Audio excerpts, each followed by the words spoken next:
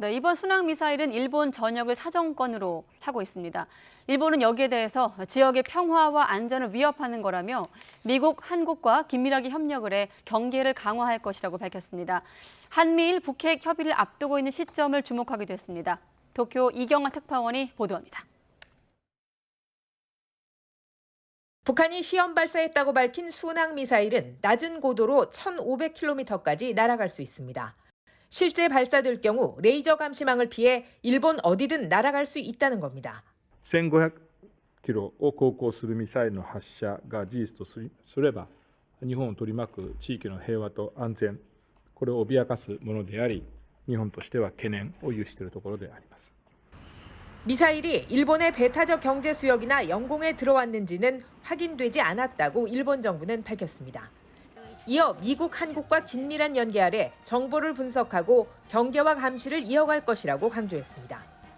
일본 정부는 최근 몇 년 새 북한이 미사일 능력을 급속히 키워가는 것을 강한 우려와 함께 주시하고 있습니다.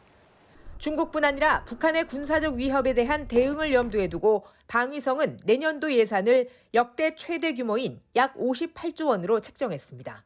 あらゆる空からの脅威に対処し、我が国の国土を防護する能力、総合ミサイル防空能力、こうした強化を引き続き進めていく考えであります。 아사히 신문은 탄도미사일이 아닌 순항미사일이어서 북한이 유엔 안보리 제재 결의를 위반한 것은 아니라고 전했습니다. 이어 군사병기 개발의 성과를 과시해 한국과 미국을 견제하려는 의도가 있다고 분석했습니다. NHK는 북한이 지난달 열린 한미 군사훈련에 대한 반발로 시험 발사를 감행한 것으로 풀이했습니다. 특히 한미일 북핵 협의를 앞둔 시점에 주목했습니다.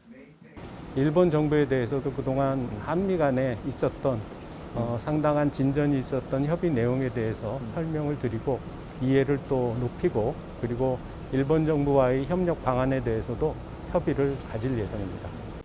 한일 협의를 마친 뒤 노 본부장은 북한의 미사일 시험 발사를 포함해 인도적 지원에 대해서도 의견을 나눴다며 서로의 입장에 대해 이해가 깊어졌다고 말했습니다. 한편 중국 외교부 자오리젠 대변인은 이번 발사에 대해 관련국들이 자제하면서 대화를 적극적으로 전개하기를 촉구한다고 밝혔습니다. 도쿄에서 YTN 이경아입니다.